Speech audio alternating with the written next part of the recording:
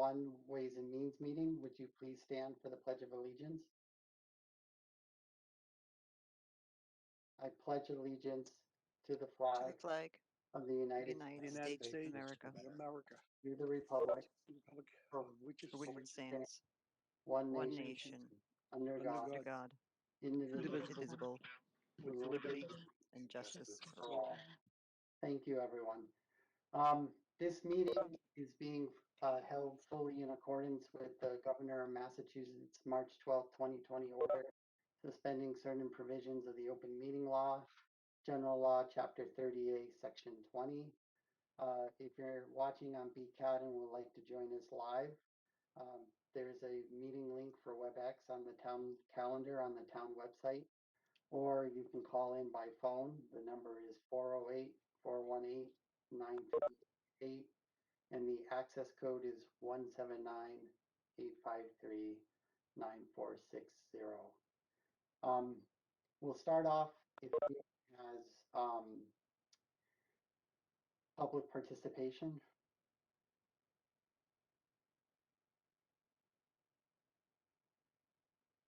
Seeing none, we'll move on to the firefighters contract. Mike? Thanks, Mr. Chairman. Phil and I met with the fire department and John Denizio at 5:30 today. There was kind of put a meeting aside in case there was movement on the contract, and looks like there is. So John can take us through the timing and the details on that, but in general, the contract calls for a wage increase of 2.25% for the firefighters in year 1 and 1.75% in year 2, along with a new step that's been added to the salary schedule for year 15. There are some other small adjustments to the contract that I think John can probably best explain, but the subcommittee voted 2-0 to support. John, would you like to add additional information? Sure. And I just wanted to thank the subcommittee again for scheduling a last minute meeting for us. We're a little bit out of the norm here, a little deviation from the norm, where we're talking about this in public now, simultaneously to the fire union talking about it for the first time with their group for a ratification vote. We did get permission from them to do so. In the interest of getting a contract, both sides decided to do that this way so that we could still be able to take a vote when town meeting started. There was a little paragraph that was shared that just sort of outlined the pieces of the contract. Mike explained what the wage adjustments were. They were similar to the other bargaining units that have all settled. So once if this passes with you and through town meeting, we'll have all bargaining units under a contract for next year. So that's a good feeling for us. Labor harmony is a good thing. Gives Paul a chance to rest without having to fight with all the unions on a daily basis. So there was some other small, the compensation plan included a couple of other small adjustments in the contract for a change in the detail rate, which is typical in a public safety contract, a change in the holiday pay with Juneteenth being a state holiday now. We've got to add that to the state holiday list. There's a little change in the education incentive, the same we did, similar, not the same, same we did for the other public safety unions, and a couple of small stipends targeted to areas where programs that needed someone dedicated to running those programs, like the SAFE program and the meter maintenance program. There's also some language changes and clarifications in the areas of funeral leave and FMLA leave, identifying that, and then also an agreement on using a specific software that will help us assign overtime and track attendance that way. And then for us, some of the gets that we got were that we were able to make changes in the levels or make improvements in the levels and timing of certifications for firefighters who are going to become officers, just when they have to have certain certifications and how long they have to get them. And then the biggest pluses for us is to be able to incorporate an assessment center type program into the promotional process for the first time. So the firefighter promotion process, the way it works now, because it's civil service, is there's an exam given. Whatever you score on the exam, however that comes out, how that shakes out, you know, from the best to the worst, that's how the promotionals work. You do have interviews, but they're sort of a formality. Now this gives us a little bit, just another piece in the calculation, another metric for us to use when we're promoting people. So this is a good get for us. It's allowable through civil service, so it's not anything underhanded. So that's pretty much the changes. The dollars break down to about 177,000 this year, and then about another 150 next year. So a total of 325 in year two. So we'll do. There's two pieces to the transfer. There's a transfer from the FY21 negotiated settlements line to cover this year because they're out of a contract this year. There'll be a retro component for that. And then there's a transfer from the FY22 line that basically gets the budget from what is now the FY20 base to the new FY22 base. Can I ask a clarifying question on that, John? Sure.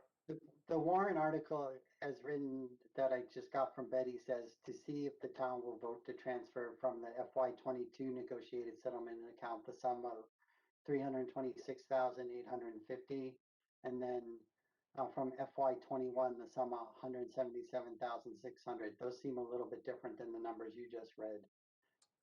So I must not have done a good job explaining it then. So the FY21 is 177,000. Yep. So that will cover FY21, be able to pay that retro. And then for FY22, there's another increase of about 150. But in order to right size the budget, you need to transfer the whole 325 in because the base that we're building the FY22 budget on is the FY20 number because there was no contract for this year. Ah, okay, so I missed that part. Okay, thank you. Okay. So the total for that article will be $504,450. Yeah, and it seems a little high because it really has three pieces. It has what's going to be the retro for this piece, and then it has to right size the budget for next year. Okay, then no, I missed that part. Thank you. I just wanted to clarify that. Chief Patterson, would you like to add anything more to this?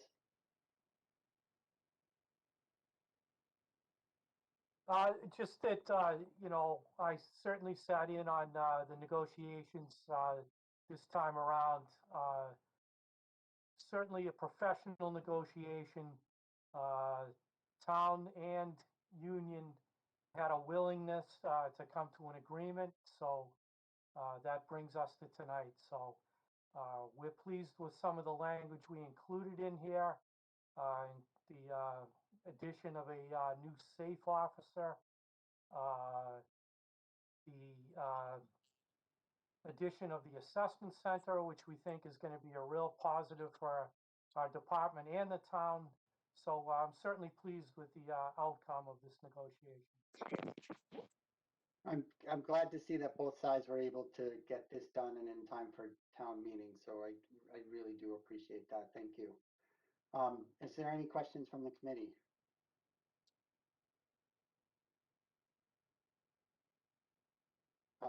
Tom, are you raising your hand or are you just in front of the camera? Thank you, Mr. Chair. I'm just wondering, Chief, has the union voted on the fire department? Have they accepted that? Have they voted positive, or do we know? So I could take that if you want. Tom, they're actually doing it simultaneously. So they will call for a ratification vote today, hopefully. But their vote I think they have 24 hours to actually vote because give the people that aren't on shift a chance to come in and vote too. But a little bit out of the ordinary that we're doing it simultaneously, but they're doing that as we speak. Thanks, John. Thank you, Mr. Chair. Any further questions? Chairman, motion to approve. Thanks, and this will be for $504,450 coming from the negotiated settlement accounts for FY '22 and FY '21. Do I have a second? I will second that. Thanks. Brad, Yes. Cody, Yes. David, Yes. Doug, Yes. Frank? Oh, Frank's out tonight. Yaya, Yes. John, Yes. Kelly, Yes. Mike, Yes. Phil, Yes. Rob, Yes. Roger,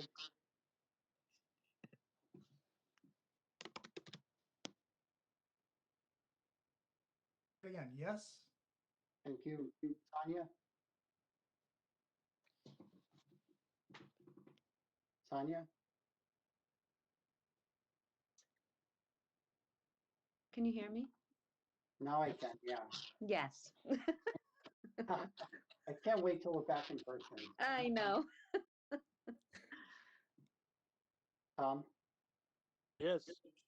And chair votes aye. That's 1400. And there was one article, further warrant article for the Lexi Pulse policy and training solution. Mike, do you want to talk a little bit about that? Yes, so we had some questions on that from last week and decided to go back and do some more research. Then there were other questions came up, and I believe that the chief decided that there, overall needed to be some more kind of research done into this solution for this warrant. So he decided to withdraw it for this season. Okay, thanks, Chief. And I think that concludes all the business for the fire. Is that correct? Yes. Awesome. Thank you, Chief Patterson. Thank you, Steve. Okay, so moving on, we'll take the town side articles first. I think David wanted to start with either the Historical Society, which I don't, the proponents here, so we can start quickly with that, and then we'll go into a discussion of free cash. I think you're muted, David. Thank you, Mr. Chairman. Paul, I'm not sure if the proponent is here to discuss or if this is being pulled. My last indication was this might be beginning. That's my intention, is to postpone this article. I did invite Joyce Fay or anyone that she wanted to represent the committee down to give them an opportunity to speak about the project. I'm not sure if I see anybody on the participant list from Historical, but, Brad? I did speak with Joyce Fay. She said Peter Capola might be here this evening, but again, I don't see him on the list of attendees. So I had a conversation. they did just after having spoken with Joyce, she understood the financial difficulties of the year and understood postponing this project, but she did she did emphasize that this is a project that they do need and would like to see eventually. Yeah, and I did hear from Peter Capola, and I think he would agree to postponing this article. Just as a heads up for the committee, last year's chairman, Roger Riggs, myself, and the chairman of the Capital Committee, we had plans to take a tour of the historical areas where we have things stored, just to sort of review the properties, just so everybody, both committees could have a better understanding of, what we're talking about in terms of storage needs. And unfortunately, I think we were scheduled to go on the day the world shut down last March. So we never ended up getting back to working on that project. And we look forward to, putting in the time with the Historical Commission going forward, just to sort of understand what then their needs are going to be. Okay, so at this point, do I need a vote? I don't think I need a vote to withdraw it. Is that correct? Okay, so we will withdraw that. So next up would be the the discussion about free cash. Sure. So typically, each year, Frank and I, through the Town Hall 1 and the administration, talk about our cash position, looking at the warrant articles as far as what is on the warrants, what funding sources are being used in each one, and what we anticipate to carry forward for next year. So again, it's not a specific article, but it relates to the night. So you received a kind of a handout, which kind of shows the position as we go through these, provided that things are approved or not approved, it would be adjusted. But we went into last year's free cash certification at 16,800,000 approximately.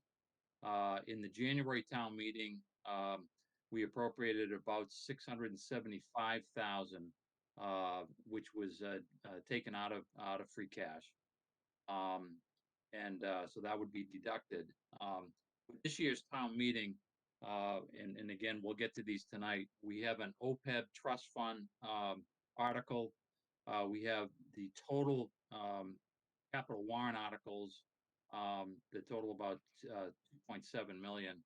The small cell peer review of 100,000 and the school custodial services. So that in totals about 3.5 million. You deduct those two, we'll be left with about 12,600,000 as far as free cash. So the discussion kind of involved, as we have in previous years, looking at other budget items. We've got some DPW line items that are being asked to be approved that involve bonding. We have other uses of the funds that we could approve, putting in stabilization, extra money into OPEB. There are certainly other uses that are there. After much discussion, Frank and I, as a subcommittee, felt that the best way to go forward was to keep 12.6 in cash for next year's use. Bonding is at a good interest rate these days. There's about 2.5 million through those DPW articles that could be taken out of free cash.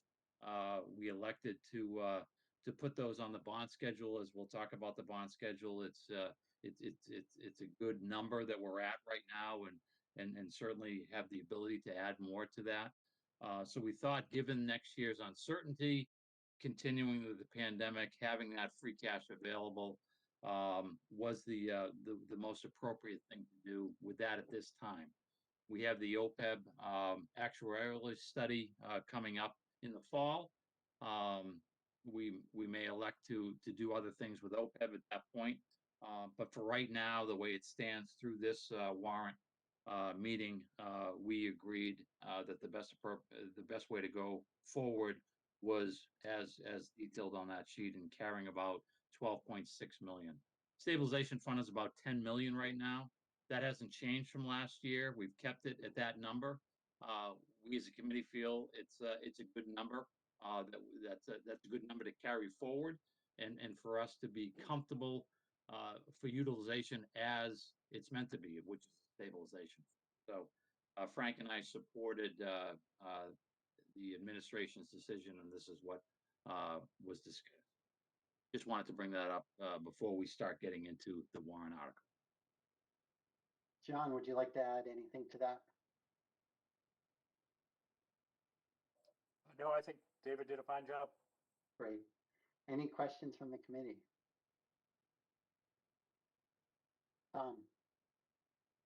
Thank you, Mr. Chair. David, so what would be the balance between free cash and stabilization if all goes through? We'd have, again, roughly 12.6 in free cash, and it's about 9.8. Paul can correct, John can correct me. It's about 9.8 in stabilization. Yeah, we'll have Okay, so somewhere just- between 22 and 23 million. Okay. What number would we attire for? You know, what would make everybody comfortable? Would it be 25, 20, 30 between the both? I'm just curious. Tom, John, you have a point? it varies between towns and there's no definitive metric on that. 10 to 20% of budget. Our biggest concern with reserves right now is, we may have talked about, how we lost $6 million in local receipts revenue. So we made the budget adjustment. I feel like the operating budget has been set correctly now with that adjustment we made last September. But those additional dollars was what regenerated and replenished our free cash. So we've sort of lost the pool of money that regenerates our free cash every year. So we're a little bit concerned about reserves, and we obviously would prefer them to be a little bit higher at this point, but we're just going to have to keep an eye on that going forward, because as we all know, free cash pays for the town's pay-as-you-go capital program. So we're going to be looking at capital. I think the budget has been set straight with our actions last year, but this is the follow-up: is how soon are those receipts going to come back?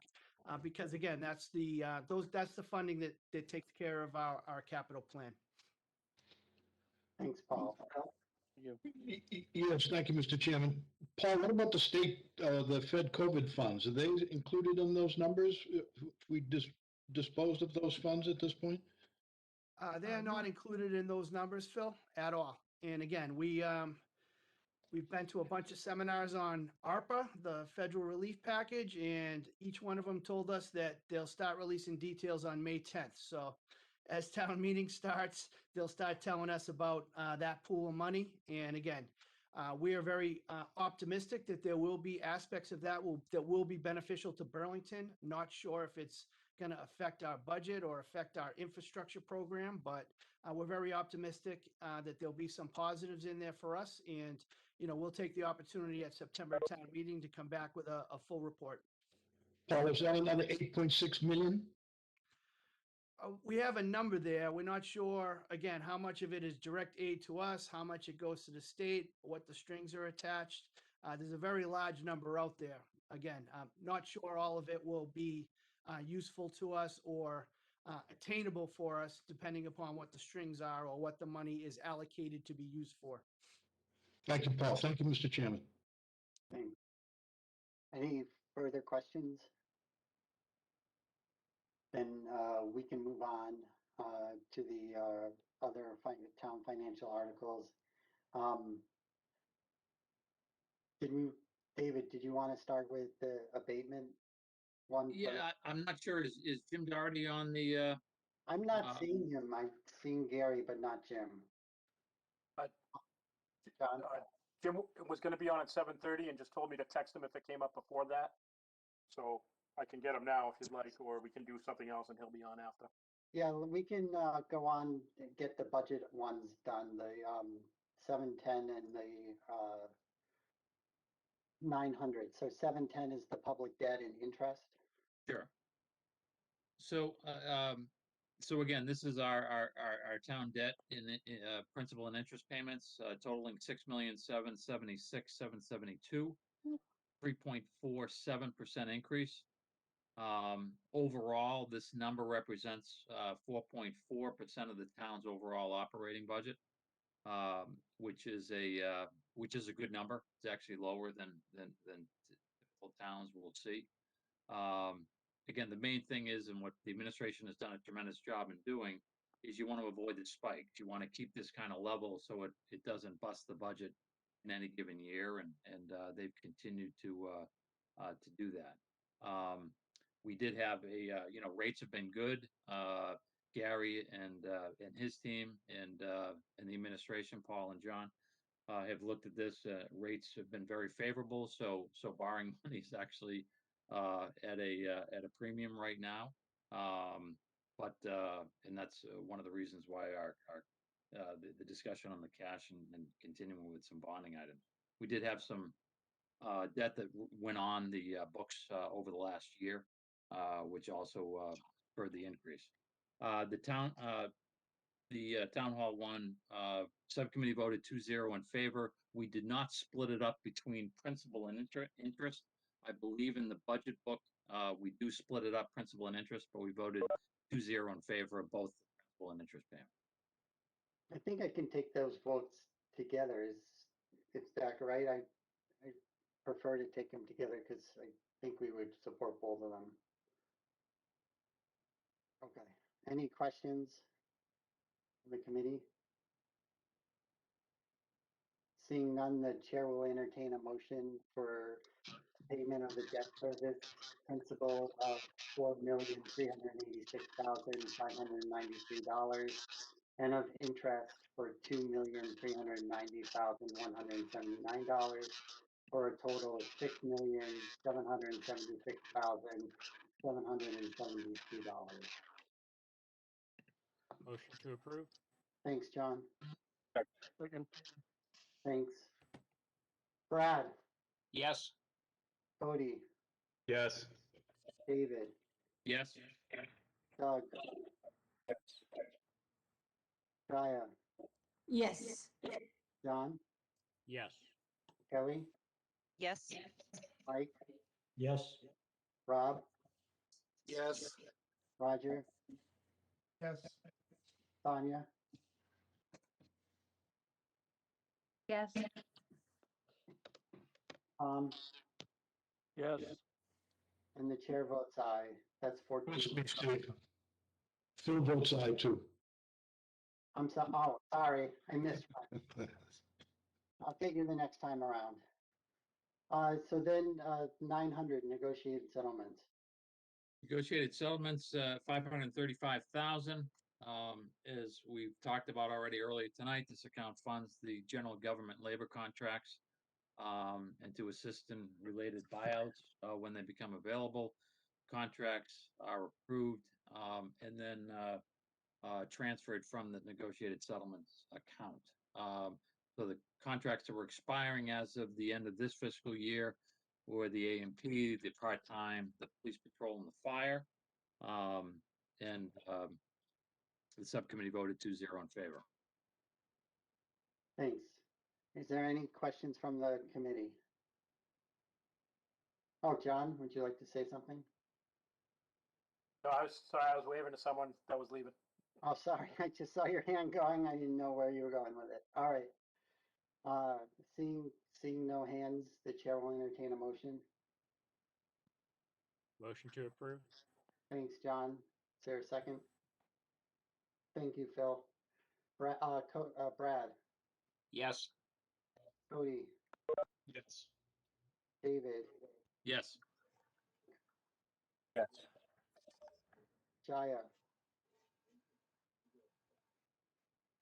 Jaya, Yes. thank you. John, Yes. Kelly, Yes. Mike, Yes. Phil, Yes. Rob, Yes. Roger, Yes. Tanya, Yes. Tom.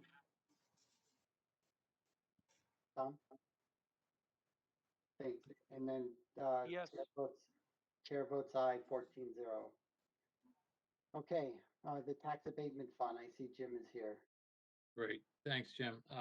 Yes, we met with Jim to discuss this tax abatement fund. These funds are utilized when it's necessary to fund our assessed values when abatements are requested through the appellate tax board.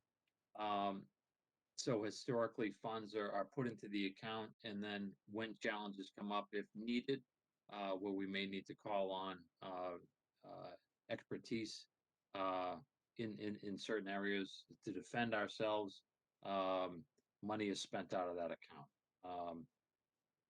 Overall, Jim and his team and predecessors have done a tremendous job in supporting the values of the town.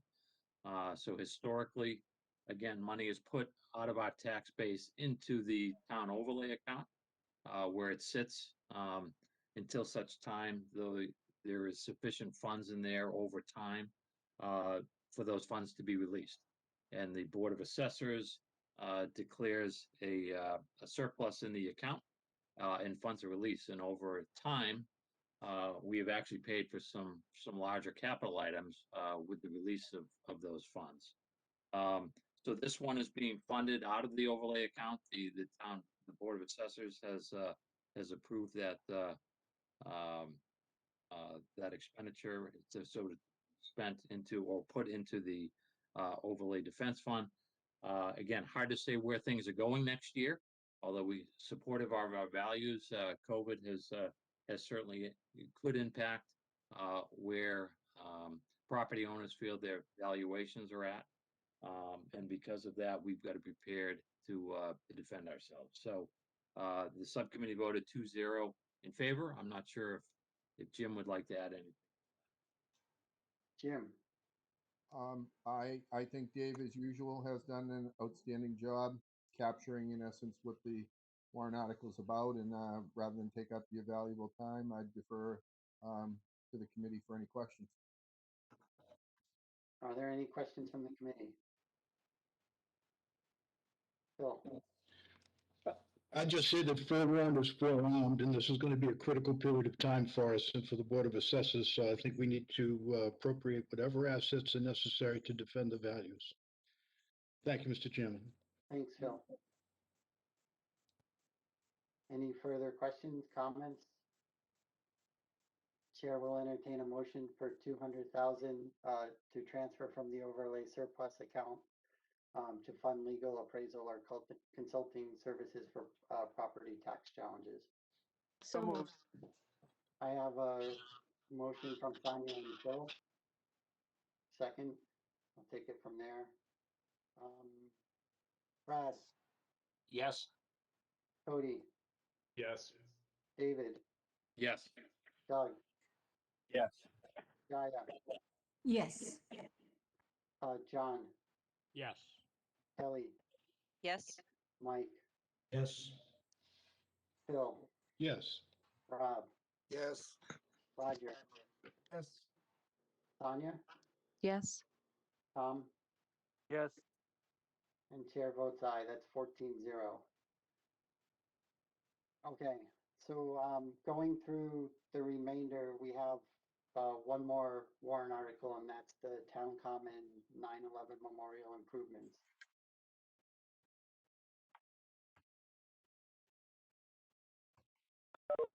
Thank you.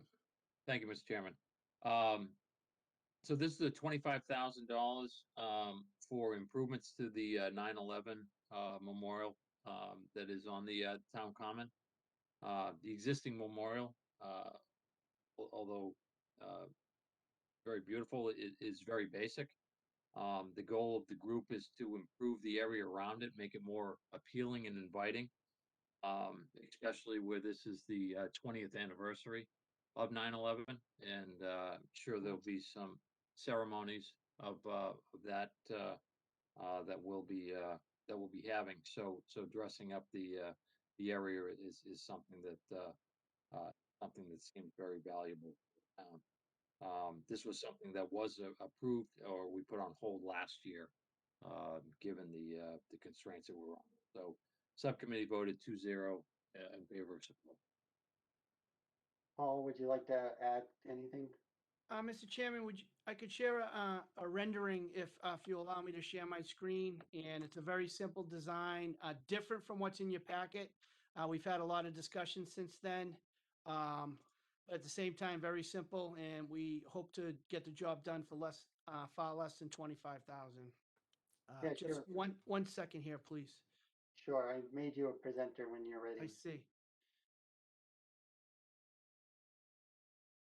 Can everybody see that? No? Mm-hmm. yes, Yep, Okay, so the simple design was intended, we were very fortunate to, through the efforts of our fire department, to be able to get some actual pieces of steel from the World Trade Center, which was what we've always had. And there was a desire to recognize the other lives that were lost at the Pentagon. So the intention is to build a stone paver patio around the memorial, as indicated here. And again, just to sort of represent the lives that were lost in Shanksville, Pennsylvania, there will be some sort of grassy strip within the Pentagon to sort of represent everybody who passed away in that field in Pennsylvania. So this is a rendering. That's probably not what the pavers are going to look like. The size of the grassy strip may be different, but we just wanted to at least be able to provide a visual so folks could see. And again, just as a reminder, this is different from what we came in with last year. we had more time to sort of talk about how we wanted to handle this area.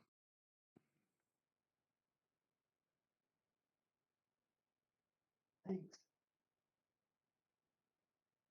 Any questions from the committee?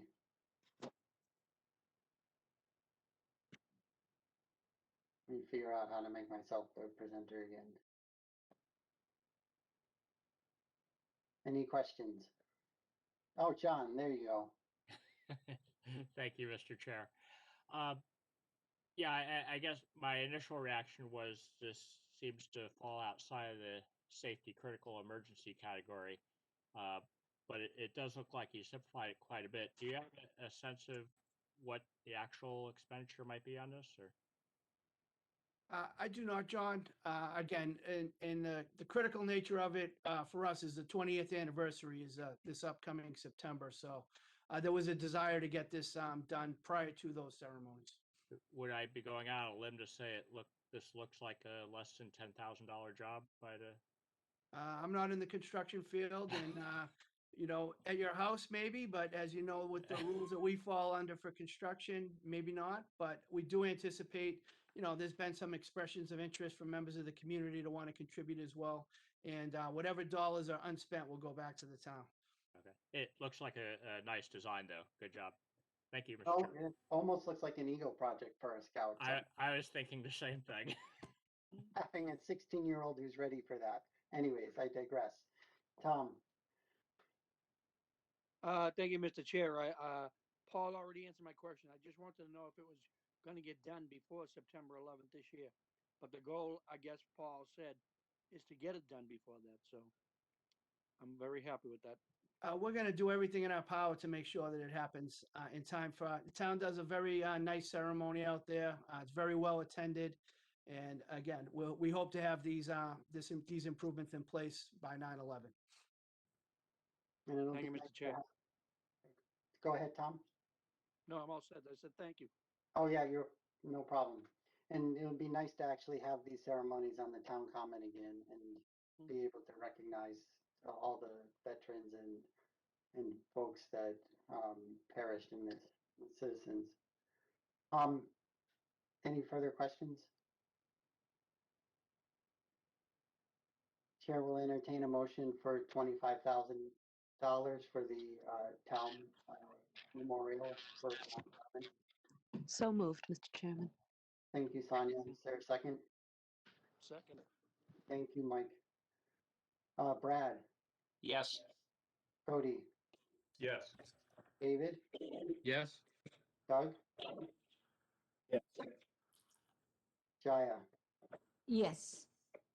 John, Yes. Kelly, Yes. Mike, Yes. Phil, Yes. Rob, Yes. Roger, Yes. Tanya, Yes. Tom, Yes. and the chair votes aye. That's 14-0. So then there's a couple of articles that will be withdrawn. There's the transfer of funds from various accounts that's going to be withdrawn. Transfer of free cash to stabilization is also withdrawn. And then the next one we get to is transfer of free cash to the OPEB trust fund. David. Thank you, Mr. Chairman. So this request is to replenish the funds from last year's account that we did not fund when we pulled back in the fall town meeting. The shortfall from the budget that we generally appropriate as we've approved a number of years back was $675,000, what was short from last year's funding. So what we're looking to do here ultimately is just to replenish that amount that would have been funded last year. You'll also know that the operating budget includes our regular OPEB contribution per the plan that was put forth from the for the 30-year fully funding payment. This year we are in the midst of our reassessment. from Siegel and Associates. Every 2 years, we go through a revaluation on that OPEB budget, and that should be expected in the late summer, probably early fall, maybe for fall town meeting, but right around there. That would give us a better idea about where we stand with the OPEB unfunded liability. So we did have, as a subcommittee, a lot of discussion on whether this replenishing what was supposed to be paid last year was enough, or we should be looking at given our free cash fund right now, whether additional funds should be put. We decided that the 675 was appropriate for now, and we'll have a future discussion once the new Siegel report is presented. Subcommittee voted 2-0 in favor. Thanks, David. John, do you have anything to add, or are you good? Okay. Questions from the committee, Tom? Thank you, Mr. Chair. I guess this is either for David or Paul. So if we get, I know that number was thrown around, but we don't know what the number is. But if, based on the COVID relief, we get a substantial amount of money, let's just leave it that way. Would we use some of that money for the OPEB? Do you think? I mean, if it's $80 million, it gives us something to do. I mean, with that. I think it was 8. Your thoughts? I would just think, Tom, my gut feeling is that they would not be providing us money for that type of purpose. That's just my gut feeling that, a lot of the discussion during, talking about relief plans centered around sort of not bailing out states in particular that had not done a good job of maintaining their liabilities. So I don't anticipate, given how controversial and how difficult it must be to pass a bill like that, that there would be a component in there to allow us to put money away for the future. I'm assuming a lot of it will revolve around money for us to spend, theoretically, stimulate the economy, et cetera, et cetera. Yeah. Okay. That's just a gut feeling, though. I got you. Thank you. Any further questions?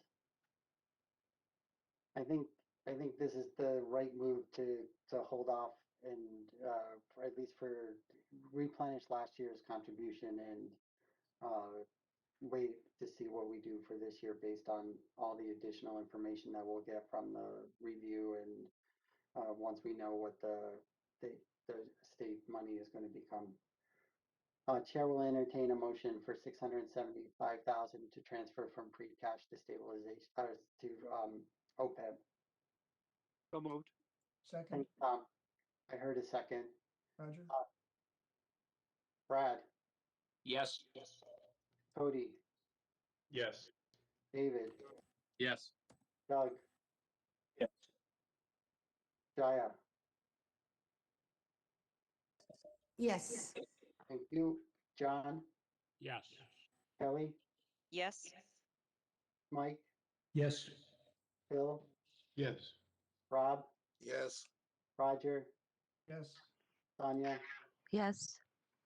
Tom, Yes. and then chair votes aye. That's 14-0. Fund revolving accounts, David.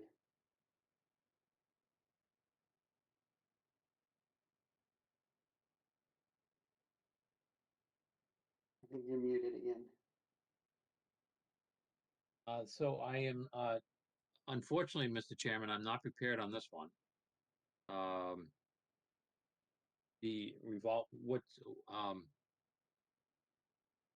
So each year we have to vote to approve the limits for the revolving accounts.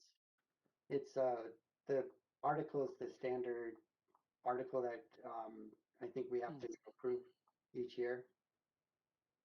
Let me see which article it is. Article 6. Article Article 6. 6. Yep. I don't So think. again, Go ahead, David. no, I'm sorry, Mr. Chairman. Again, Unfortunately, the subcommittee did not take this article, so maybe we can discuss it amongst the group. Okay, John, do you want to provide some information? Sure. Unless Whitney's on the call and she wants to do it, I'd be happy to do it. Whitney? So, I don't see her actually. I'm here. Oh, there you are. Yeah, this one's pretty simple. As you all probably remember from prior years, it's just setting the expenditure limits for the revolving funds that are created through the bylaw. The only difference this year is a slight increase in the nurses revolving fund, which the Board of Health has requested due to pandemic response needs, social distancing at vaccine clinics, additional clinics, that kind of stuff. So that's the only difference from the past few years. Are there questions from the committee? John? Thank you, Mr. Chair. I sent this question to John Denizio, but I thought I'd just forward on his answer.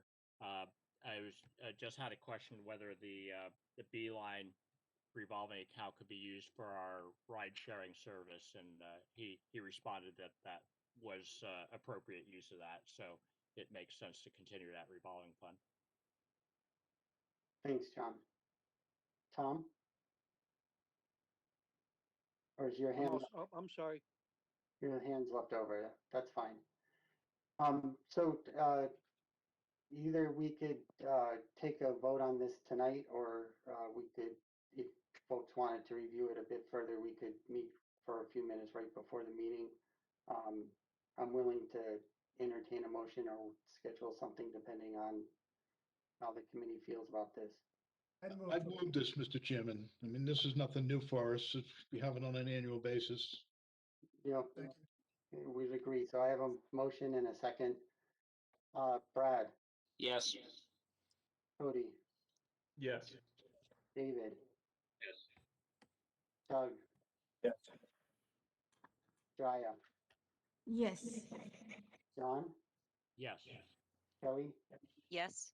Mike, Yes. Phil, Yes. Rob, Yes. Roger, Yes. Sonia, Yes. Tom, No. no. And then chair votes aye, that's 13-1-0.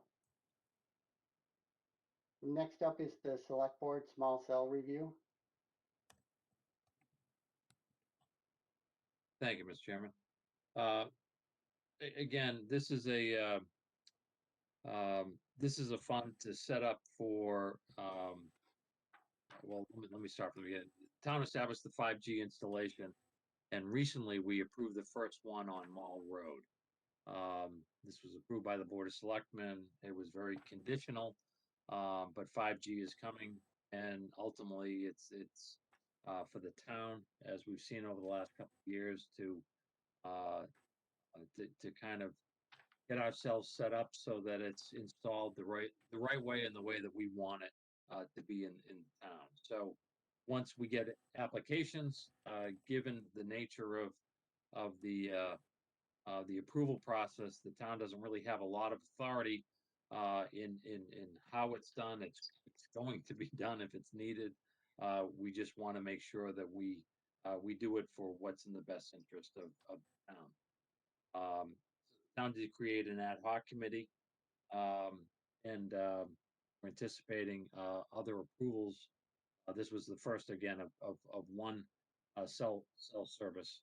There's certainly going to be other ones that are following through. So the creation of this fund is set up for, again, kind of consulting expertise and what have you during the approval process and the application process, because you also have to turn these applications very quickly. So the review and the expertise needed in order to defend the town's position in how and where these things get installed is critical.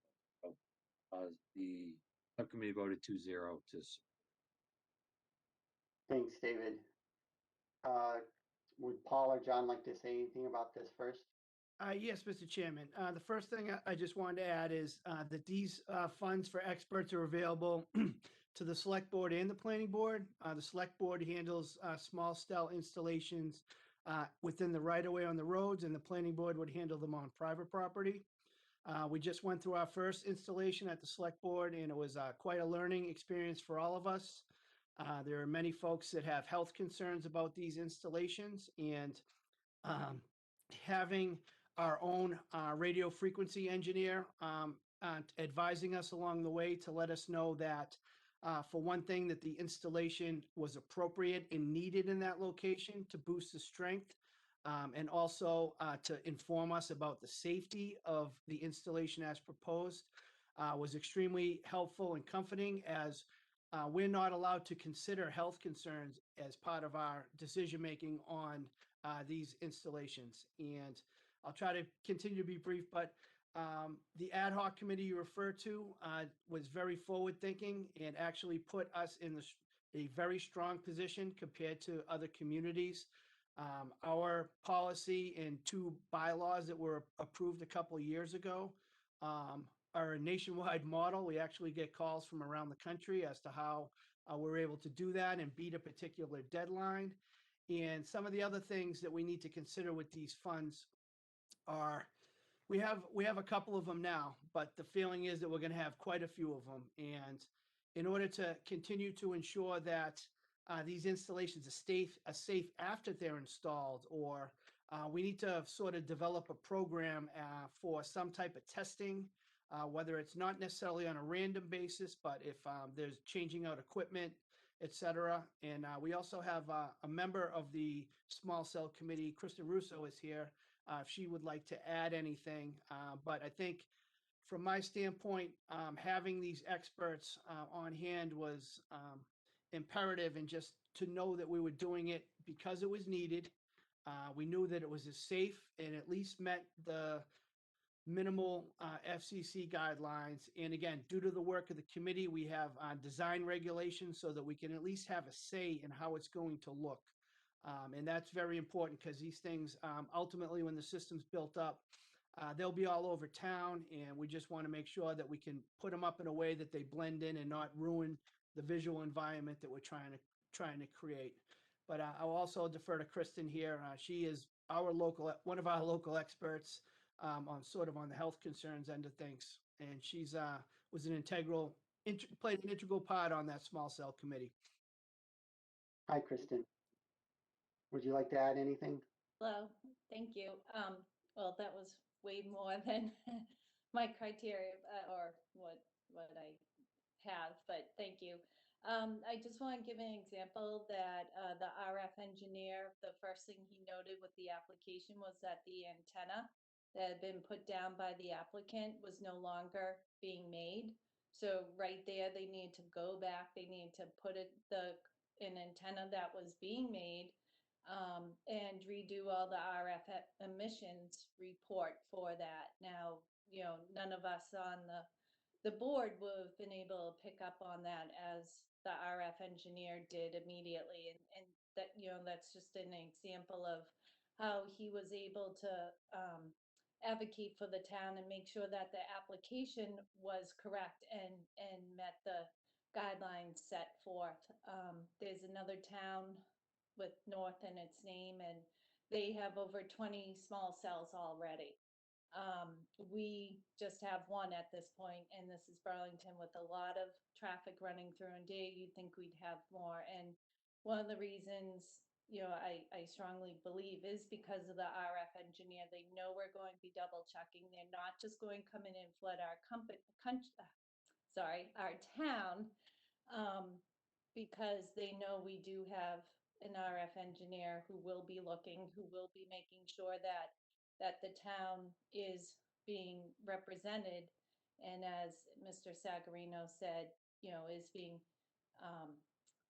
everything is being checked, whether it's the RF emissions, whether or not these are needed in that area. So as they become more populated, the RF emissions should show all the antennas within that area. And again, that's where it starts to get really difficult for any of us to figure out if those numbers are accurate. One of his statements, the RF engineer, was how he does a smell test, and both capacity and coverage issues, it's professional experience that raises the flag if something looks off about their claims that they said. The town saw an applicant a couple of years ago that came in, and when the RF engineer looked at it, he saw that the antennas had been turned down and redirected to make it look like there was a gap. And that antenna actually ended up on the Cummings property in Woburn. So just between that one and then this one, where the antenna was not being made anymore, that had been put into the application, yeah, I think it's well worth the money and protection for the town that we keep an RF engineer here. Thank you. Thanks. Phil.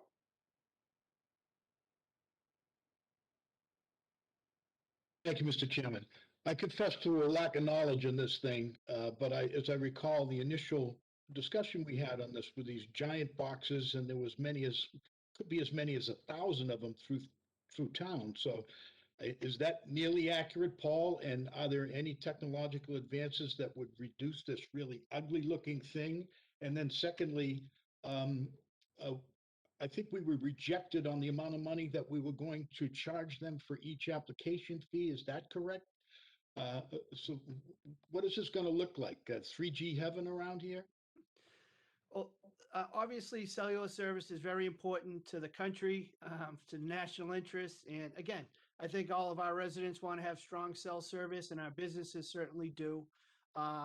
Just to sort of get down to your questions, yeah, but at the full build out, there could be 1,000 of them. Think of how many carriers we have.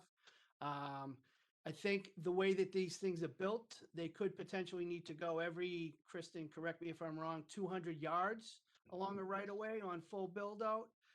Again, our sole goal in this is we want to make sure that they need it, first of all, that it's as safe as it can be under the regulations. And again, we were able to put some guidelines in place to sort of at least give us a little bit of pushback as to how they may look.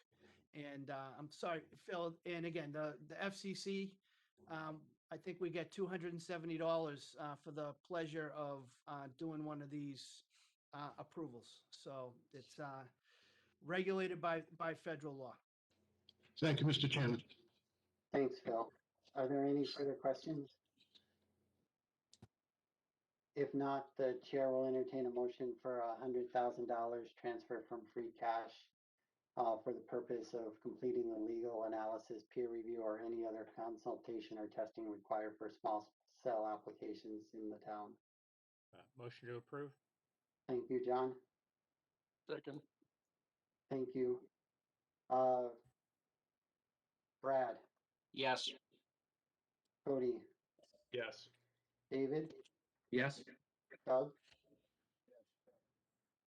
Jaya, Yes. John, Yes. Kelly, Yes. Mike, Yes.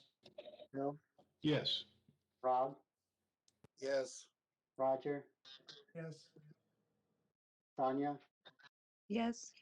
Tom, Yes. and then chair votes aye. That's 14-0. And I think there are two remainder Town Hall 1 articles, the funding of the A&P plan and also the funding of the part-time plan. Thank you, Mr. Chairman. So yeah, the funding of the AP comp plan, 87,112, which will come from negotiated settlements. This is the plan that covers all the non-union employees that work more than 20 hours, full-timers. They include department heads, assistant department heads, and other management positions. There really isn't a recognized bargaining unit for this group, but they do negotiate. And what was agreed to was a 1-year arrangement at 1.75% increase for the year. John Idler sat in to replace Frank in the committee and did an admirable job in all of his questions. And the subcommittee voted 2-0 in favor of supporting it. Anything to add, John? Just to point out that the only change in the list of positions is that we added the associate director of Board of Health that was added at the January town meeting. So now it has a home in the grades. Yeah, sorry, I forgot to mention. Okay. Great. Any questions from the committee? Chair will entertain a motion. Motion to approve? Thanks, John. Second. Thanks, Roger. Brad, Yes. Cody, Yes. David, Yes. Doug, Yes. Jaya, Yes. John, Yes. Kelly, Yes. Mike, Yes. Phil, Yes. Rob, Yes. Roger, Yes. Sonia, Yes. Tom, Yes. and chair votes aye. That's 14-0. David, last one. Part-time compensation plan. So this amount totaled $7,824, which would come from the negotiated settlements. Again, this funds our part-time employee salary plan. It's a 1.75% increase for your traditional part-time employees that work under the 20 hours. We also have seasonal employees that are, it's a little different because we have to keep pace with the mandated minimum wage increases. So that's done primarily as the summer employees that are hired, and making sure that we're just kind of keeping up with that minimum wage. So the subcommittee voted 2-0 in support. Thank you. John, anything to add? Questions from the committee? Chair will entertain a motion to approve. So moved. Thank you, Tom. Second. Thank you, Roger. Brad, Yes. Cody, Yes. David, Yes. Doug, Yes. Jaya, Yes. John, Yes. Kelly, Yes. Mike, Yes. Phil, Yes. Rob, Yes. Roger,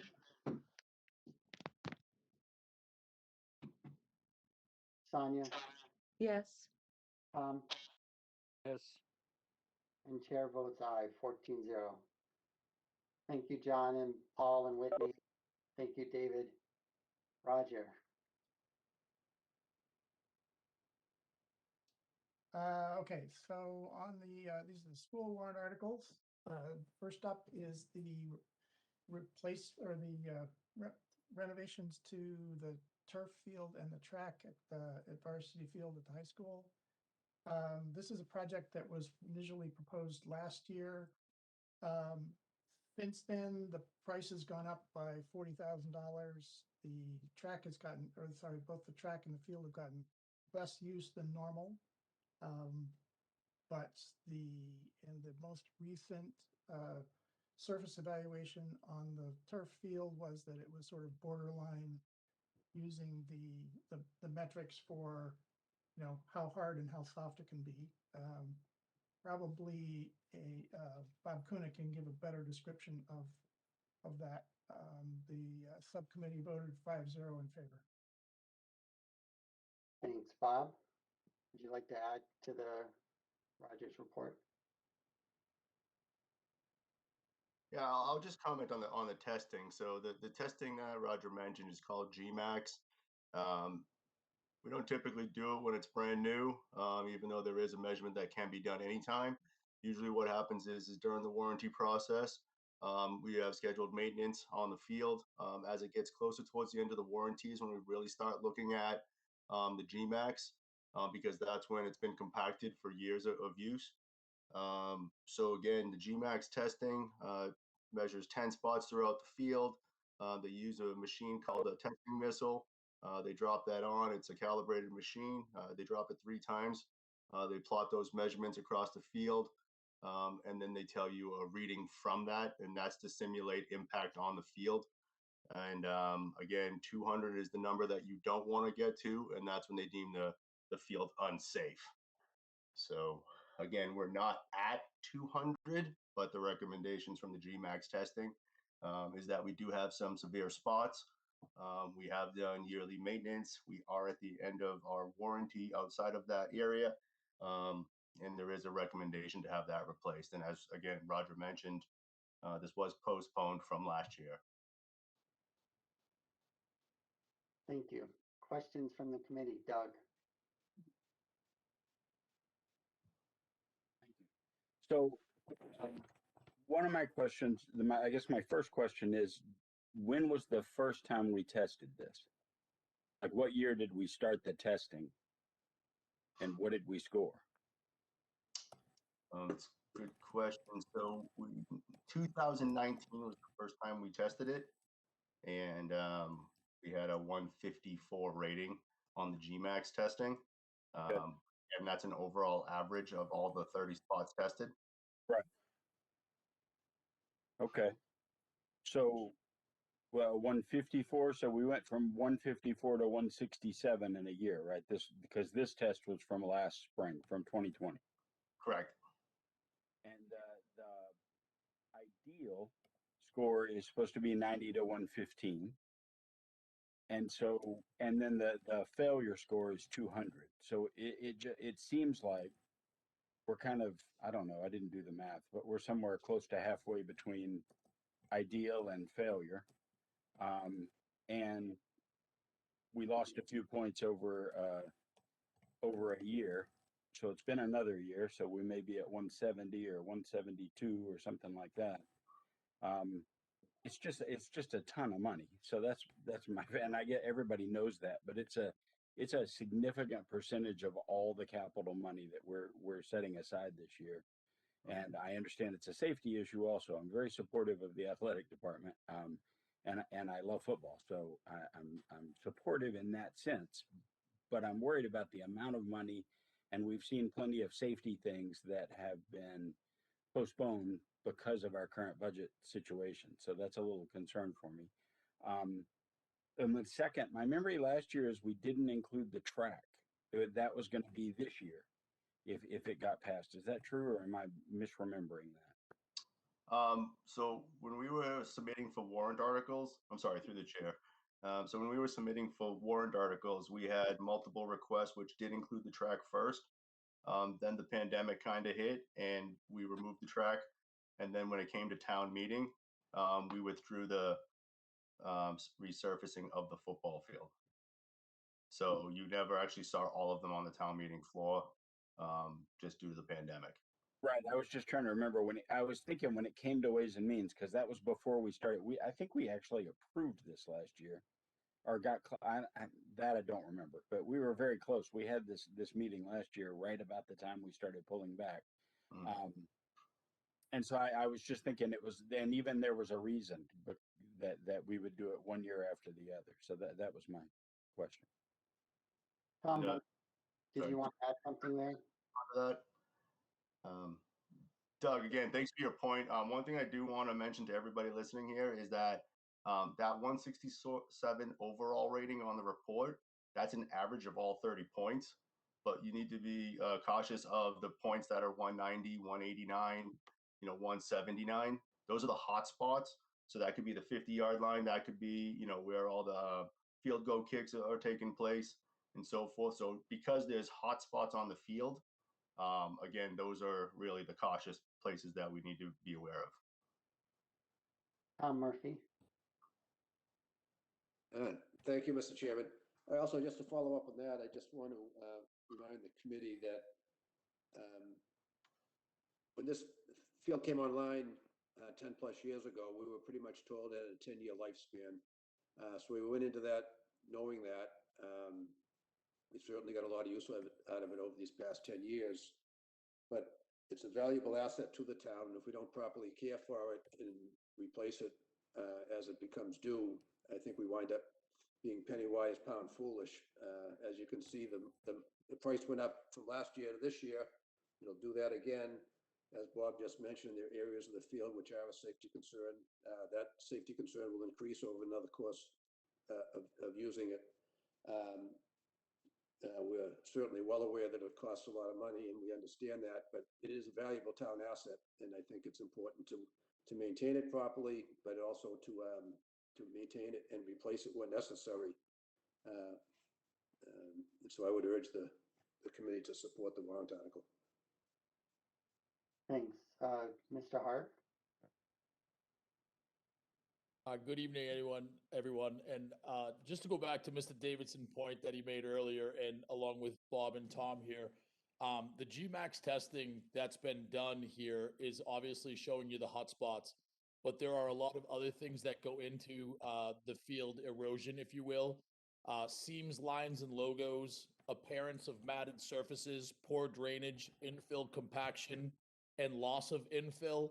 And I think that just to go back to a point, when we did do the GMAX testing at 19, we did infill.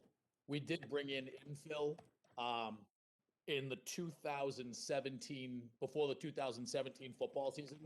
So we put almost 20 tons of pellets back onto the field, and even with that kind of uploading of the field, we still scored.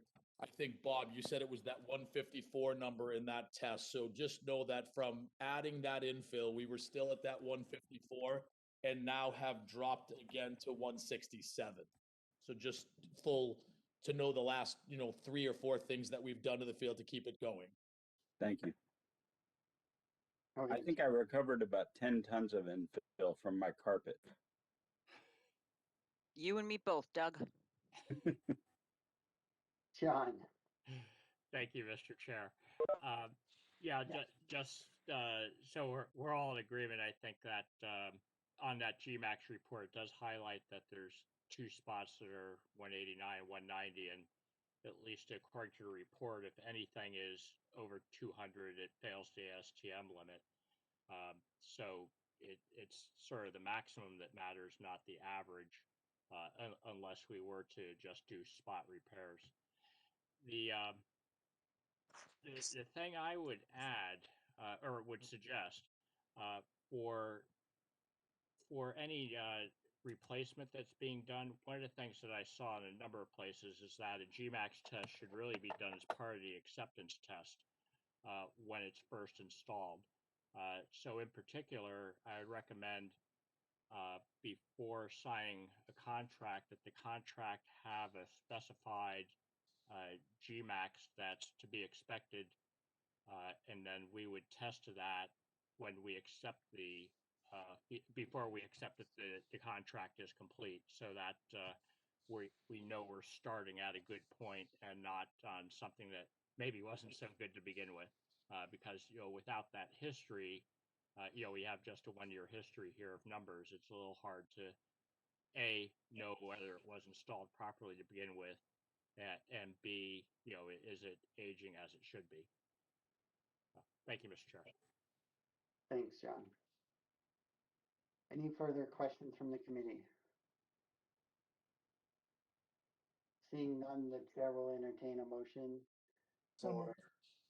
thank you, for $725,000 for the turf field replacement and track resurface. I have a motion from Roger. Is there a second? Second. Thanks, John. Brad? Yes. Cody? Yes. David? Yes. Doug? Yes. Frank?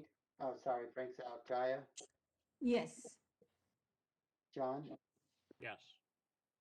Kelly? Yes. Mike? Yes. Phil? No. Rob? Yes. Roger? Yes. Sonia? Sonia? Mr. Chair. I Is that a yes or a no? I'm sorry, I didn't hear it. It's a yes. Thank you. Tom?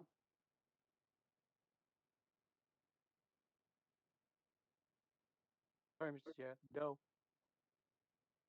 And the chair votes aye. So that's 12-0. Roger. Right, okay, so next up on the list is the replacement of the Francis Wyman intercom system. Where did the amount go? I'll let Bob do the details, but the intercom system is very old and is inadequate for the task. It is a safety issue because it allows communication throughout the school at various times.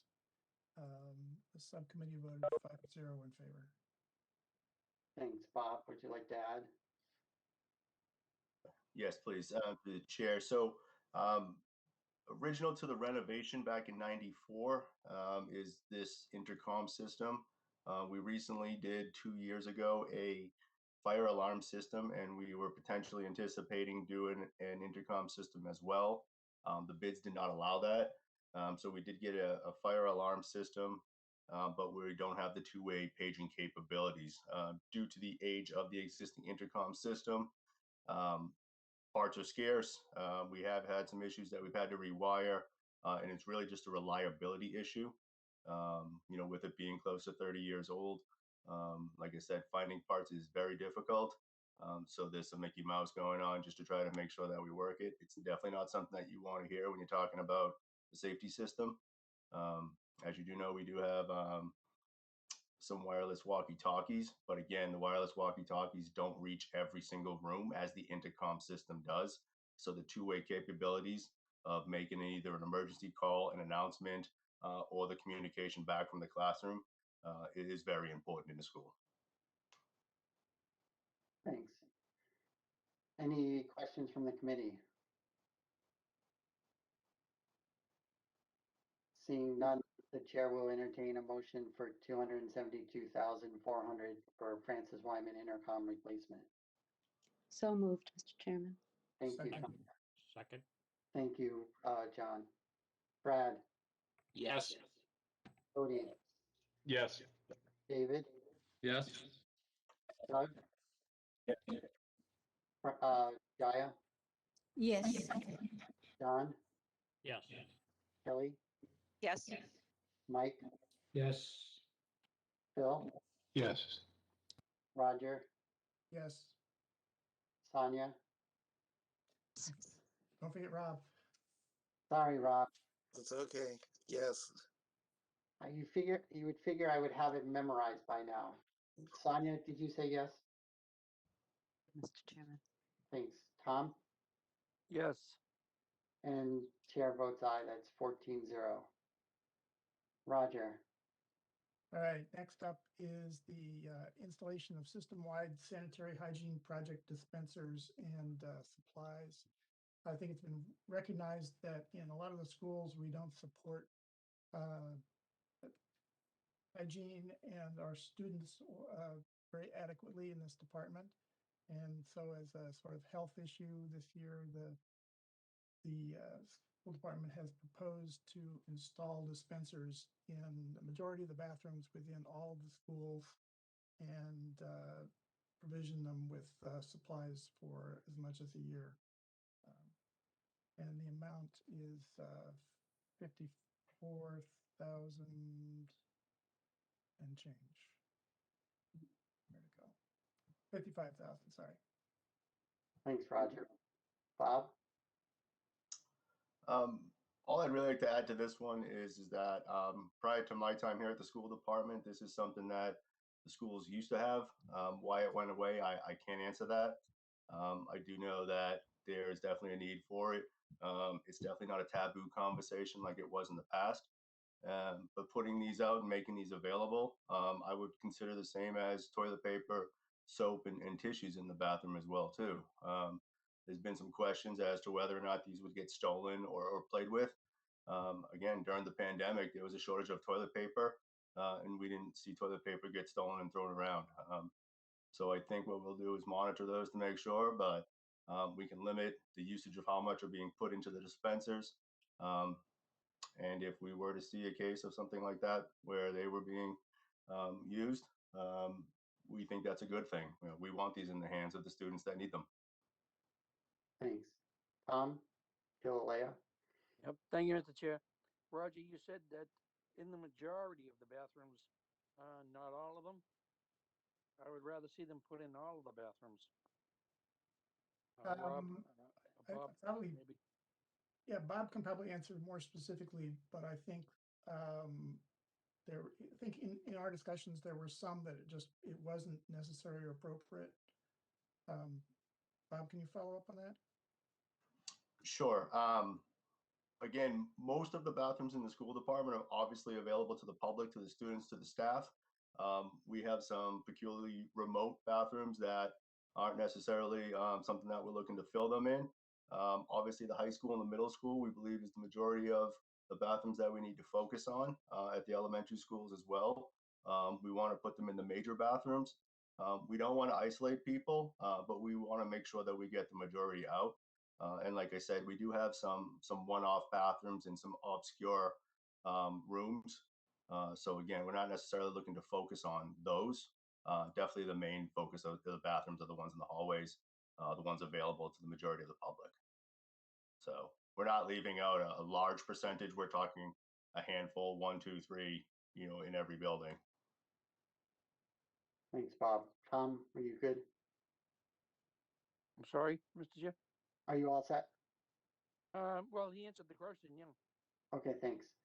Any further questions from the committee? Chair will entertain a motion to approve $55,000 for the system-wide sanitary hygiene product dispenser installation. So moved. Thank you, Roger. Second. Thanks, David. Brad, Yes. Cody, Yes. David, Yes. Doug, Yes. Jaya, Yes. John, Yes. Kelly, Yes. Mike, Yes. Bill, Yes. Rob, Yes. Roger, Yes. Tanya, Tom, Yes. and chair votes aye. That's 14-0. Roger. All right, next up is a installation and weather stripping project for 2 of the schools. So this is 187,000 to to fix a series of deficit insulation and weather stripping projects around various schools. There are doors that leak, there are gaps between the walls and ceilings. This is partly in support of the green, the green environment, green community. Yeah. There are grants to be had for other improvements, for more significant improvements in town buildings. However, a prerequisite for the improvements is that, you know, the little stuff has been taken care of. So as Bob filled us in on it, the town is proposing to use funds to fix this kind of problem with 4 schools. And this warrant article is to cover the repair in the high school and in the middle school to bring them all up to the same level of required for future green communities projects. Subcommittee voted 5-0 in favor. Bob, Want would to you add like to some add for to Bob? that? Yeah, can I just add, Roger, not a correction, just in addition to that. The town isn't looking to use their own funds. The town is applying for Green Communities grant funds for the additional schools. The reason we're asking for town funding on these projects is they're outside the limits of what the Green Communities would actually fund. So because of that, we're looking to fund them with town money. So that way future projects would make these schools, the middle school and high school, available for green community funds. So. Right. Sorry, I missed that point about the grant money. Okay. For the schools. Thank you. Thanks, Bob. Any questions from the committee? Seeing none, the chair will entertain a motion for 187,000 for insulation and weather stripping. So moved. Thank you, Roger. Second? Thank you, John. Brad, Yes. Cody, Yes. David, Yes. Doug, Yes. Jaya, Yes. John, Yes. Mike, Yes. Phil. Yes, but I think you missed Kelly. I missed I think Kelly. you I did. noticed that. Phil. Kelly, Yes. sorry. Kelly. Yes. Oh, man. Rob, Yes. Roger, Yes. Tanya, Yes. Tom. So, if I may, Mr. Chair, this is just for the middle school and high school? Yes. Correct. Yes. Thank you. And chair votes aye. That's 14-0. We have every confidence you're going to get the roll call down pretty soon, Mr. Chairman. I'm hoping to, yeah. I've had it for the most times. I think it's just like I have 3 more votes to take. And hopefully the next meeting will be in person, so we'll screw up the hand count, that's all. All right. Next up, school community custodial services. This is sort of our annual warrant article to fund custodial services for community organizations that use the schools when custodians are not normally on staff. The amount is $47,464. The warrant article includes a specific list of eligible community organizations that's been pretty steady for years.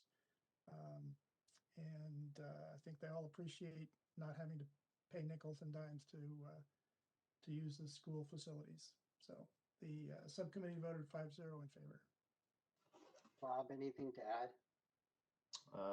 Nothing to add on that one. Thank you, Roger. I would like to echo the sentiment of a big thank you to the school departments for allowing the scouts and other organizations to use the facilities. It's definitely a big help to the mission of those orgs. Any questions from the committee? Move to approve, Mr. Chairman. Thank you, Phil. Second. Thank you, Jaya. All right, let's see if I can do this right. Brad, Yes. Cody, Yes. David, Yes. Doug, Yes. Jaya, Yes. or sorry, John, Yes. Kelly, Yes. Mike, Yes. Phil, Yes. Rob, Yes.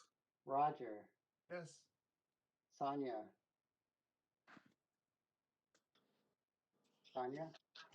Yes. Tom, Yes. and the chair votes aye. That's 14-0. Roger. All right, down to the end. So the school department warrant article is to authorize the creation of a school accrued liability fund. There is no dollar amount, it's just the creation of a fund. There is a provision in the state chapter 40, section 13D to create a fund to hold monies that are needed to pay out for when staff exits the system and are owed either vacation or sick time payouts. This statutory authority gives the opportunity to hold separate funds for this specific purpose. In previous years, the school department has, when they've needed funds to fund this at the end, when somebody's retired, have had to sort of find funds in various accounts to pay these obligations.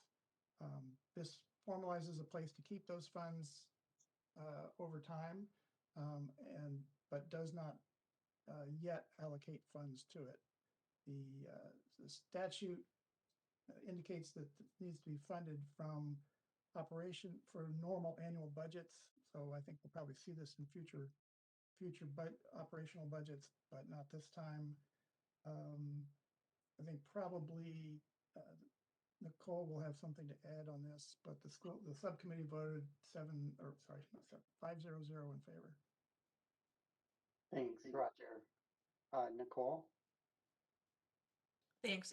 I think Roger covered it pretty well. I just do want to add that this is a suggested best practice. I have consulted with Powers and Sullivan on this, and basically we can't obviously predict who's going to be retiring when, and this establishing this fund would help ensure that we don't all of a sudden maybe at the end of a year get hit with an influx of retirements and have a large payout, which might jeopardize our operating budget. Thanks, Nicole. Mr. Chair, may I add something as well? Sure. Who is that? It's Eric. Oh, sorry, I didn't recognize the voice. Dr. Conti, go ahead. Oh, thank you. I know it's going to come up at town meeting is how do we gain access to this account? So if you read the article, Nicole, there are 3 signatories that are required. Is that correct? Yes. So it's not just under school control. The assistant town manager and I believe the chair of Ways and Means would need to sign off on the expenditures. Again, Nicole, I want to make sure I'm saying it correctly. That's correct. So just wanted to reassure Ways and Means that this is not a reserve fund that is under the sole control of the school department. We'd have to work together to have access to these funds, and they're only available for the accrued liability that was discussed. Thank you. Questions from the committee? I have John, and then I'll go with Phil. Thank you, Mr. Chair. Yeah, in principle, this makes total sense in that you want to, as you accrue liabilities for vacation time and so forth, that you sock that money away so that when the bill comes due, when someone retires because they may have stockpiled some and not taken it evenly, it makes total sense to do that. My only concern with this is I'd want to make sure that the intention of how it would be used is that the school operating budget would be funding this as the liability accrues. And this is just a mechanism to allow that money to be carried over from year to year until someone actually retires or the vacation is taken. What I wouldn't want to see is we don't sock it away from the operating budget, and then when there's some big bill, all of a sudden that becomes a warrant article because we didn't plan ahead in the budget for a liability that we knew was accruing at a very clear-cut rate. So I realized that. So I'll be voting yes, but it would be with the proviso that that I would want to see it funded each year as opposed to hoping town meeting funds it at some point in the future. Thank you. Well, I guess the question for the schools is that the intention of how you would use it? Through the chair, Mr. Eiler, that is the intention, and I just think we need some time. So if we get 3 or 4 or 5 years under our belt, then I would be able to be more confident answering that question. But that's certainly in the intention. Perfect. Thank you very much. Thank you, Dr. Conti. Phil? Thank you, Mr. Chairman. It would seem to me that these are fairly predictable expenses, and I would ask Mr. Sagarino if every other department in town is funding these expenses out of their operating budget. If he's still with us? Yes, thank you, Mr. Chairman. We do it in a variety of different ways. We're kind of curious to see how this solution works, but we do have the negotiated settlements line item that, aside from collective bargaining, is used to offset when a department can't afford its buyout. We handle these in a variety of different ways by keeping positions open while and saving a few dollars that way.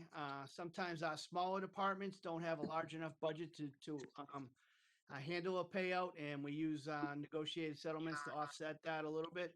So we do it in a variety of different ways. I feel like this is a pretty unique and interesting solution, and I'm curious to see how it goes.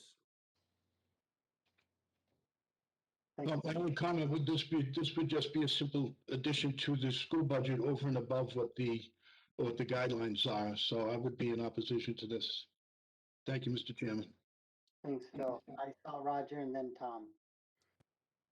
Well, since there's no amount here, I don't know that in some sense, it can't be in excess of the operational budget. They do have to cover their costs. I think the statute that's being accepted indicates that it needs to be funded from the operating budget. So I think there's that. I was going to ask the same question that Paul just answered about what other departments are done in the town. And so thanks for that, Paul. Tom. Thank you, Mr. Chair. I guess my question is, so what we're doing, Ways and Means would support the idea of this account, but it's not going to be funded. So if the school department needs the money, where are they going to get it from? Nicole. Or how are you going to build up money in this account when we've not approved any funding for it? So I'm just confused. Through the chair, the idea is that we need this fund to be part of our operating budget over time.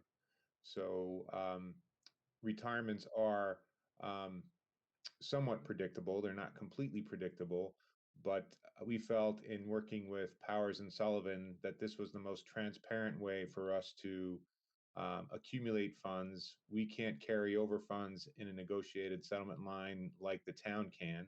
So this is a line that we've identified that will fund through our operating budget that we can use for these accrued liabilities.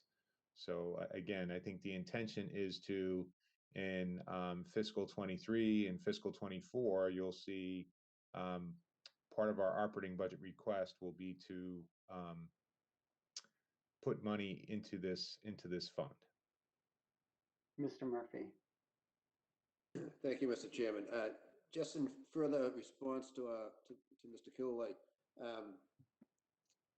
this is obviously a new proposal from the school side, but we've had people retiring for as long as there's been a school department. So as Paul mentioned, we used to do it on a piecemeal basis when somebody retired. Not everybody that retired gets a payout like this if they've used up all their vacation time and sick time or whatever. But when we do, when it does happen, we scramble and we get it done within the four corners of our operating budget of that given year. But as our workforce grows older, there's more of a chance that there's going to be numerous retirements in the same year as opposed to a scattered amount. You know, we just think this is a better way to plan for it. We're not going to put anything above the budget guidelines in there. It's going to be, if we decide to put a line item in our operating budget, that will have to be within standard guidelines, just like everything else is. One source we're thinking of is that sometimes at the end of a fiscal year, we have some extra money that we turn back over to the town. Perhaps we will put, in the event that we do have extra money at the end of the fiscal year, perhaps that'll go into this account. It's a planning mechanism. That's all it is. You know, like I've said, we've had people retiring all the time, and we've dealt with it. But we just feel is a better way to do it. Roger. Just to follow up, I think Eric can clarify, but I believe it's only the staff. It's not, the teachers don't accrue vacation time. Is that correct, Eric? Teachers don't get vacation time, so it's just individual contracts and custodians and clerical that have vacation time, and that's the primary component of this. Right, so it's much smaller scale than the entire staff of the schools. I mean, entire employees of the schools, right? Yes. Yeah. But if we again have 3 or 4 people retire at the same time who've accrued a liability, that could really put us in jeopardy at the end of the year. So this is our way of just making sure we address that. and we address it transparently. Again, this is the only thing this account can be used for. And as I said, it requires sign off from Ways and Means, the town, assistant town manager, and myself. So again, in working with Powers and Sullivan, he felt this was again, the best way, the most transparent way to do this. Unlike the town, for most of these positions, we can't not fill them. So if a principal retires and we have to make a payment, it's not like we can delay the hiring of a principal until we can cover those costs. So it's just a tool that we have. And the funds are restricted to those exact purpose. They're not eligible for any other line item transfers, my understanding. Is that correct? We can't take the money out of this account and spend it on anything else. That's my understanding. And if I were to attempt to do that, which again, the chair of Ways and Means in the town wouldn't sign off on it. Okay. Mr. Chairman, do the teachers accrue sick time? Phil, they do accrue sick time, but there's no pay, I'm sorry, Mr. Gallagher, but there's no payout for the accrued sick time. There isn't. Thank you, Mr. Conti. Superintendent Conti. Any further questions from the committee? Mr. Chairman, motion to approve. Thank you, Sonia. Is there a second? Second. I heard Roger, John. Brad, Yes. Cody. Cody? I'll circle back. David, Yes. is that a yes? Yes. Thank you. Doug, Yes. Jaya, Yes. John, Yes. Kelly, Yes. Mike, Yes. Phil, Yes. Rob, Yes. Roger, Yes. Sonia, Yes. Tom, Yes. Cody, and the chair votes aye. That's 13-0-0. Thank you. And I think there's one more, Roger. What did I miss? The Minuteman Regional School Assessment. Yes. How do you want to deal with that one? We deferred for that one from a couple of weeks ago. Right. All right. So at the time, I guess a couple of weeks ago, when we brought up the funds need to fund the regional school assessments, we didn't have current numbers from Minuteman. A little bit of follow-up showed that we only expect to have 2 students at Minuteman, and the going rate is, counting all the services they might need, is about $30,300 a piece. And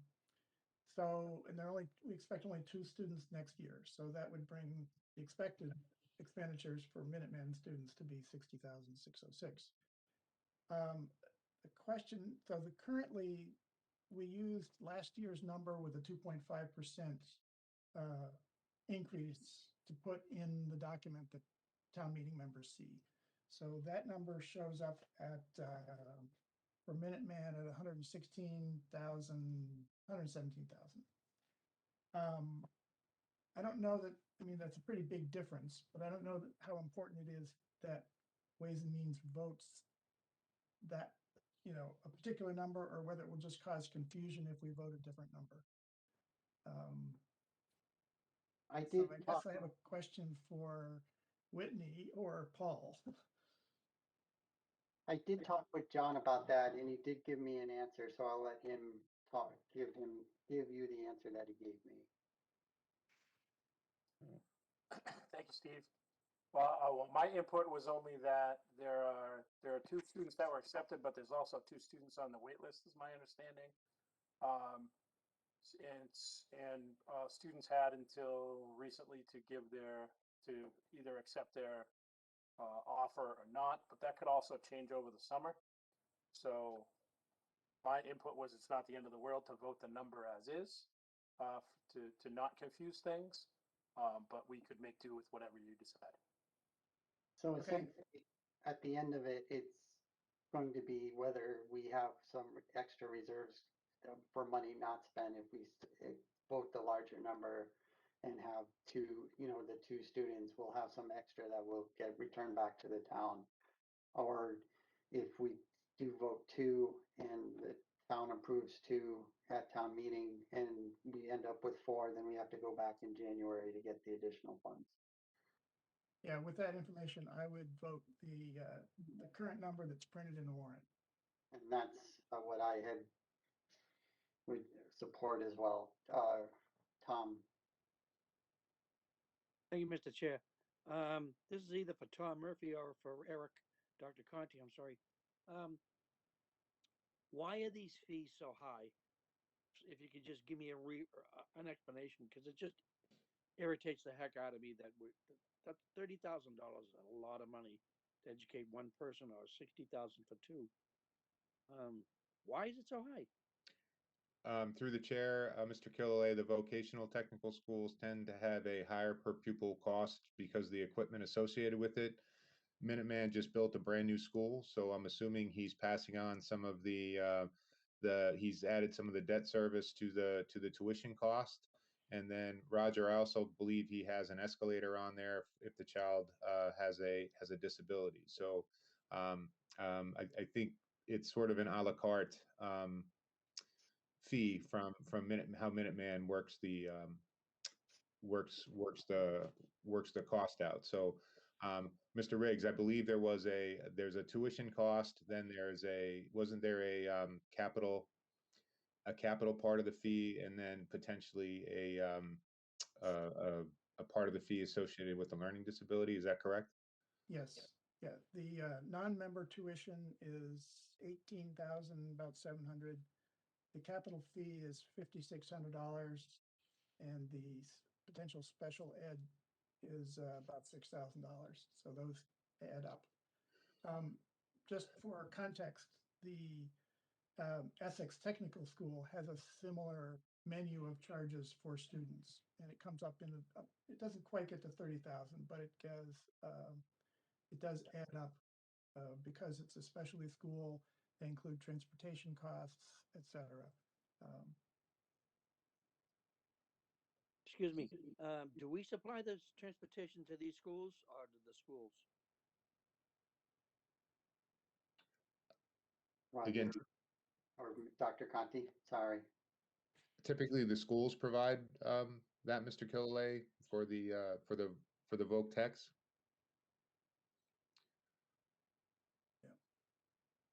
Thank you. John. Thank you, Mr. Chair. Yeah, I would just like to say that while it does seem expensive, it's not vastly more expensive than we're paying for students in Burlington Public Schools. If you were to add up the school budget and the accommodated account for special ed and divide by the number of students, which is something I did a year or two ago, and unfortunately I can't quickly find the numbers, it's surprisingly expensive also. And so I'm not saying we're spending too much on schools here. What I'm saying is that the technical schools and Essex and so on, while a little more expensive, they're only a little more expensive. It's not like they're triple what we're paying in town here. So it's worth doing that calculation just to put it in perspective. Thank you, Mr. Chair. Thank you, Mr. Eiler. Any further questions from the committee? I guess question, Steve, is I don't know that we actually need to vote the Minuteman number as much as the regional school assessment number. Yeah, so the regional school assessment number, that would include, is that going to include Shawshing and Right. Essex in, because we did vote Shawshing separately. So that one's already covered. And so there's, and I believe we also covered Essex Tech. So I think it's just Minuteman that we have to do. All right, I guess I was trying to think of in town meeting when we have to say, what did we vote for what's line 56 in the budget? I think, either way. So I think, I don't think we had any negative votes on the Essex Tech or Shawsheen. So if there were any no's on this, then we could identify that. I'd have to go back to my vote count and double check, but that's what I recall. Okay, then I will move to approve $116,694 to support students at Minuteman Tech. Thank you, Roger. Is there a second? I second it. Oh, thank you, Jaya. Brad, Yes. Cody.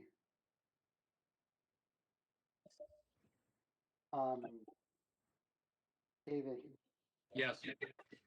Doug, Jaya, Yes. John, Yes. Kelly, Yes. Mike, Yes. Rob, Yes. Roger. Yes. Forgot Phil again. I did that on purpose. Phil, As punishment, yes. Roger, Yes. Sonia, Yes. Tom, Yes. and the chair votes aye. That's 13-0. And that, I think, concludes schools. Thank you, everybody. Thank you. So at this point, the only thing that's left is the meeting minutes approval. We have the previous 3 weeks, which I forwarded out on Monday morning. I'm still chasing down last week's meeting minutes, and I will chase down the meeting minutes from tonight, so that way we can get them in front of town meeting, so that way at least they have them. John had some corrections to my corrections. Basically, I had incorrectly reported Frank as being present when he was absent on the 331 and 407 meetings, but otherwise, there's no other issues with the meeting minutes for 414. So unless anyone has any objection, I would like to take a motion to approve all three of them in one shot, unless someone wants to hold one separately. So moved, Mr. Chairman. Thank you, Phil. David, Actually, because of attendance, there are some that I could approve, but I also need to, so you probably need to do them individually. yeah, all right.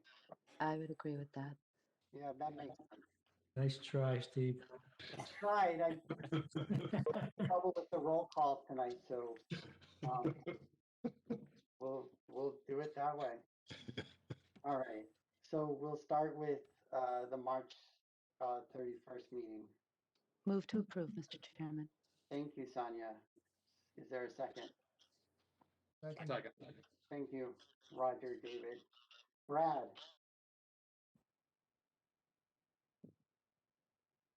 Muted. Yes. Thank you. thank you, Brad. Cody, I think Cody stepped out. David, Yes. Doug, Yes. Frank. Oh, Frank's not here. Jaya, Yes. thank you. John, Yes. Kelly, Yes. Phil, Yes. Mike, Yes. Rob, Yes. Roger, Yes. Sonia, Yes. Tom, Yes. and chair votes aye.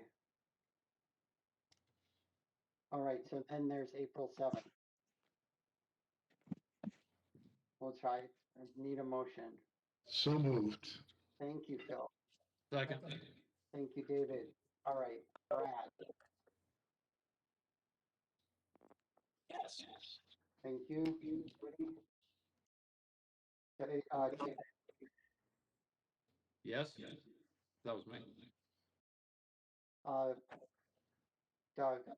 Yes. Jaya, Yes. John, Yes. Kelly, Yes. Mike, Yes. Bill, Yes. Rob, Yes. Roger, Yes. Tanya, Yes. Tom, Yes. and the chair votes aye. And now April 14th. Motion to approve. Thank you, John. Second. Thank you, Roger. All right, Brad. Abstain. Thank you. Cody? No. David? Abstain. Thank you. Doug? Yep. Frank? Sorry. Gaia? Oh, Gaia's abstained. John? Yes. Kelly? Yes. Mike? Yes. Bill? Yes, but that confidence was ill-founded. This was your last chance. I swear we're gonna hold the next meeting in person, so I don't have to do this roll call again, Praise the Lord. regardless of what the Board of Health says. Rob, Yes. Roger, Yes. Tanya, Oh, abstain. Sorry. Dan, I think the abstains are gonna win. Tom? Yeah. Tom? Oh, Tom disappeared, and then chair votes aye. So the ayes have it. 8-4, I think is what I got. That's it. That's the budget season. Nice job, Steve. Nice job. Well done. I will- Hey, good job. Well done. Good night, everyone. Good night. So before everyone leaves, I would like to thank all the subcommittees for their hard work. You guys do the bulk of the work through the course of the year. And all the committees go through a lot of meetings and sub-meetings. So I appreciate all the effort that everyone's put in. So thank you very much. Thank you and good night. Good night. Yes, we're not going to have a motion to adjourn. We need one of those. Not another roll call, We'll please. assume it passes. No. Yeah, I'm not doing a roll call. Good Thank you night. very much. Good night, everybody. Good night. Good night.